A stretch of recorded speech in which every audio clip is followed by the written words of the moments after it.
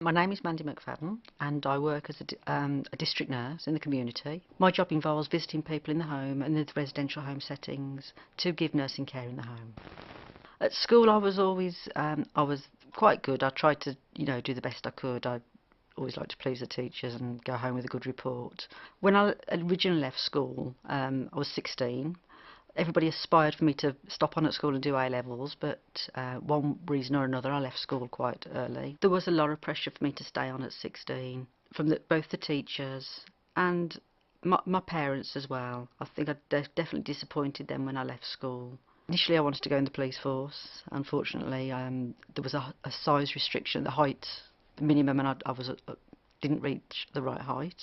I did actually visit the career centre and explain that I would like to look at nursing, and at the time they told me that I would have to be 18 and I was a little bit short of that. But they were very keen to get me into something, sort of in the health sort of lines, so they lined me up an interview at a local community pharmacy where I got a job as a pharmacy technician.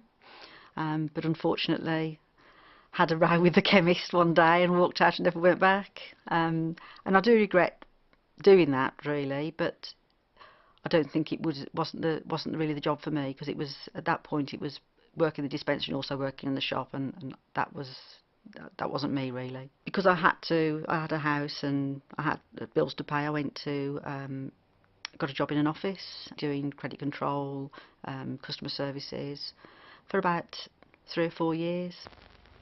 I visited my mum in hospital and she hadn't been too well, and just seeing the nurses work and in the environment, and I was going home in the car with my dad, and I said, that's something that really looks worthwhile.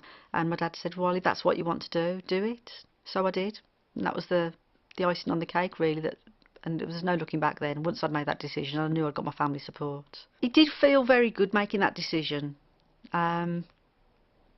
Mainly because I was one of the big earners in the house, and I knew that sacrifices would have to be made.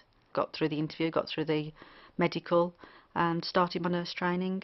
My first choice of hospital I couldn't apply for because I didn't have my A-levels, so that's one thing that if I had stopped on at school I could have at least done the nursing that I wanted to do at the college that I wanted to do it at. But I enjoyed it. I've made lots of friends, and it's been a good couple of years since. Some of the best parts of the journey are the nurses that I've developed friendships with along the way.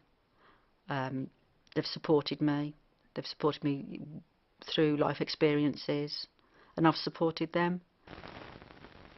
In my own mind, I went off on my own to say I could do it and prove people that I could do it, because I think a lot of people thought, Mandy, you're not strong enough, because I'm a very emotional person. I do get very upset easy, and sometimes that's a good quality in a nurse, to be able to feel that and share that.